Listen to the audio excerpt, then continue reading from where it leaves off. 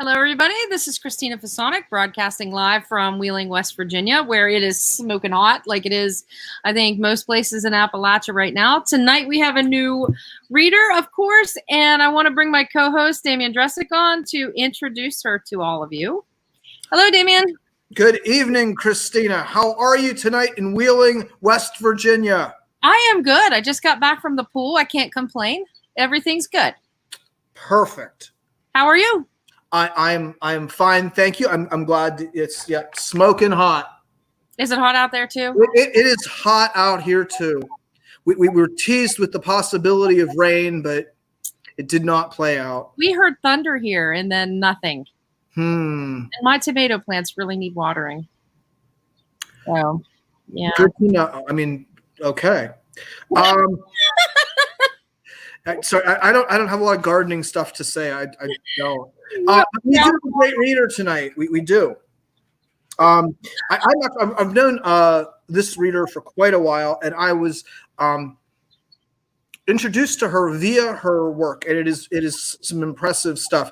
Her name is Leslie Anne Mcilroy. She won the 1997 Slipstream Poetry Chapbook Prize for her collection Gravel. Her book Rare Space was won the WordPress Poetry Prize. She was also in the 1997 Chicago Literary Awards and the 2018 Gemini Flash Fiction Contest. The publication of her first nonfiction will be happening later this year in the fall, and that is a book called The Red Door, a historical memoir of the Squirrel Hill Cafe. So for those of you who are devotees of the Squirrel Cage in Squirrel Hill, Pennsylvania, in the sort of Pittsburgh area, Leslie is sort of she's vying to be the unofficial, or maybe even the official at this point, historian thereof with The Red Door that is coming out this fall. And she's a terrific writer. She's going to be reading some fiction for us tonight, I understand. Yeah, you want me to bring her on? Absolutely. Hello, Leslie. Hey, hi. You guys are the best. Oh my God. Your book, your new memoir sounds fascinating. It's actually not fascinating as much as it is necessary. The Squirrel Cage is like a freaking institution in Pittsburgh, and I had the glory of working there as a bartender for 10 years, and there's nothing. Like, if you haven't been a bartender, you haven't been anything. That's my theory. So I have been to the Squirrel Cage, and I have been served beer by the gentleman who inspired the character Cleveland. Billy.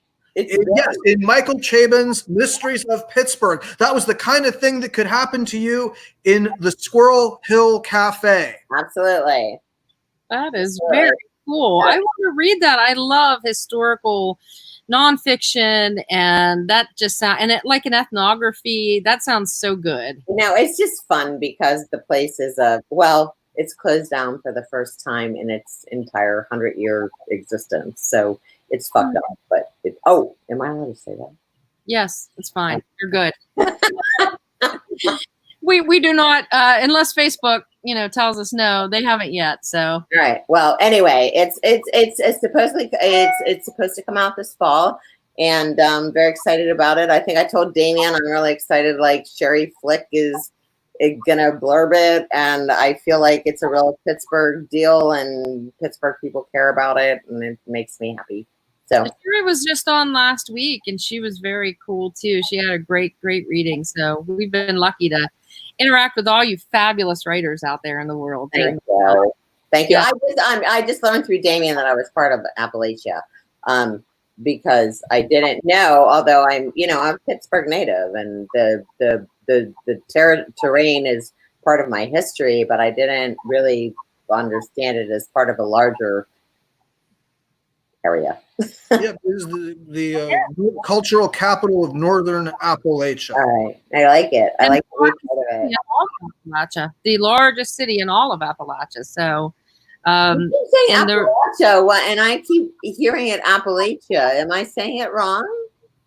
No, that's another show. That's a whole other show. Another show. That's a whole other. No way to, it is.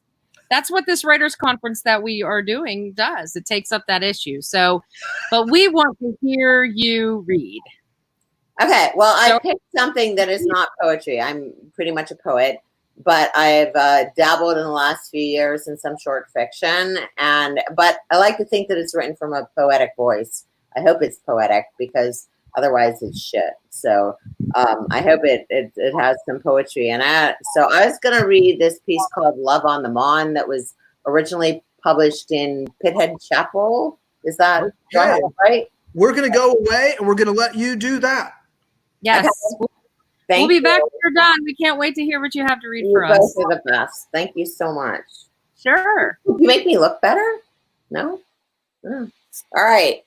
So this is called Love on the Mon, and it is in sections. And the first part is called Scaffolding. You can't build this thing anywhere and can only rebuild it here, where know-how lives in the pavement and the steel belly of the city, where the cinder still burns in old men's hearts, where occasionally a young boy says, milk, looking out with wonder past Kennywood's coasters to see the smokestacks leaning and cracked. We forged things here, you and I. In the time we were given with fire, we were lovers and seekers and promises and flames. We counted on timing, the just right temperature of the ore and craftsmanship, how we came together wanting only that tenable thing made fluid with heat. We were destined for landscape, to make the rich envious, to pay love's labor with food and large drinks. We were mighty and unbreakable and sexy. I dressed for you in my gear. You raised the flame to my naked body. We were the artists of love, and how many times did we lie down in the break room behind the slabs of steel, the carbon and iron, to cast shadows high in the sky. The crafting of this thing so strong, only bridges could be made from it. Only ships and scaffolding, and yes, stars. Part 2, Missing Kitten. So imagine how strange it was to wake one morning to cold ovens and quiet in the shift room, where we sat drinking coffee and muttering something about shutdowns and bread lines. You admitted putting on weight. I said something about menopause. We looked to gentrification, the scotch and films, the art, the product. And oh, how we argued. You wanted process to write, to play music. I wanted fame, approval, the result. I envied your grace to create without praise. You said my determination was bound to get me somewhere. Never once did we step down into the furnace to see what had gone bad, what was left in the ash. We bundled up and went out to the city to see what we had made. It was lovely and past the time. So many shops and donuts and good beer in heavy glasses, dive bars and cigarettes, fancy vegetarian souffles. It wasn't long before the Three Rivers failed to meet. The skyline raised its ever-widening techno marquee, and even the Civic Arena became to be replaced, not rebuilt, by the Consol Energy Center. It made us sad. Civic, so bright, promising, so inclusive. Consol, so melancholy, like bringing tea to the broken, a missing kitten, a disappointing encore. Part 3, if I can get there. It is here that we start taking day trips to North Braddock, the Edgar Thompson, I think, like archivists looking to explain collapse. On the way, we tell stories of heydays, leaving out the graphic parts that make us squirm. How we did that in the shameless spotlight of the Bessemer, stripping down in the heat. How we didn't care who watched. And that shop in Homestead, the one with the the one with the whips and the corsets. Remember? We remembered. We made ourselves. We packed lunches, stumbled through the ramshackle refinery, upended the cavernous works, coke and limestone, looking for something to remind us of what it meant to be really live in this hot place, to work at it, use our bodies, know the magnificence of something solid, rugged, real. We brought a lighter and some books and a steelyard of patience. We brought each other. We had to. Who can bear the one-sidedness of a narrative, even this? How a story is told from one perspective, which is surely skewed. Much like the beams in the junkyard that never passed inspection, that never held anything up. How else could we write the story of our love? How else would it survive? You say the exit was here. I say that was the office. You say I was the foreman. I say you were the magnet. Neither one of us remembers doing a lick of work. It was that easy, wasn't it? Until it wasn't. 5, 4, on purpose. Some things will never be agreed upon because memories are so fluid and shaped. Some things you have to fight for, take pictures, show scars, burns. It is in this way that we continue to negotiate the revolution, our place in history, blame. It is in this way that we begin to shovel the waste from the iron gate and walk inside. And even if nothing comes of it, we will have the soot under our nails, the scraps and slag. That thing you said about purpose, which stopped us both close to the entry of the mind. How you have to love on purpose with even the wasted, forsaken part of your heart. The thing that got you left you there. How love has to be reconstructed, reframed, melted down, and rewrought, and then with your hands again. That's it. Thank you. Wow. That was awesome. Thank you. Awesome. You know, as you were reading, I was thinking about the last time I toured the Carey Furnace. And have you been there before? Yes. The mill? And I was thinking about all the places that what you were describing could take place, you know, and thinking about how those things are gone now and their history. And people actually work there. They ate their sandwiches there, you know? Yeah, and it's hard to imagine because my dad was a mill worker too.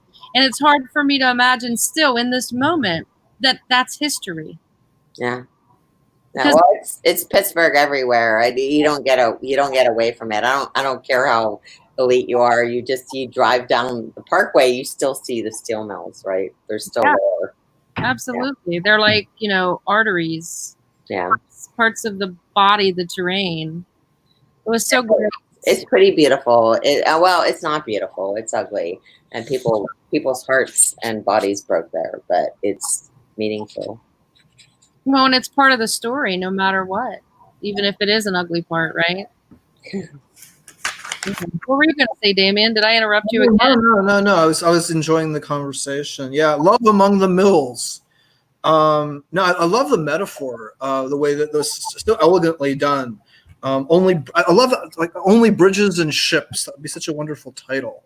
The idea of this material that and the people among it. That was really quite fun. Complicated way, yeah. And also we've never had people have.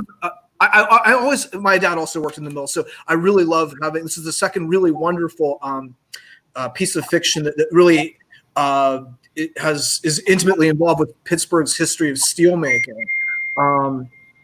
But you know what's so cute? Do you know Michelle Batiste?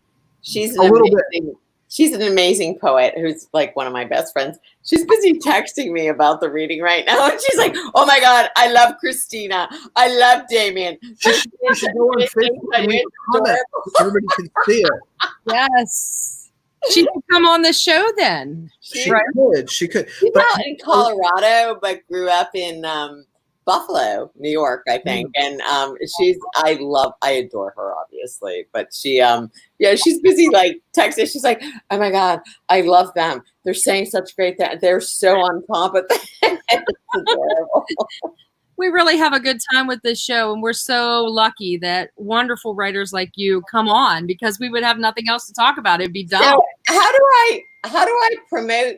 How do I Schenectady? She just texted me. She's like, "I'm from Schenectady, New York." She said Buffalo. I'm Schenectady. Uh-oh. She's like totally all over me. She's like, "You're wrong." But how do I promote this more? Like, what do I talk about that when we're when we let our audience go free, run free. Yeah. Let them go, and then I want to know.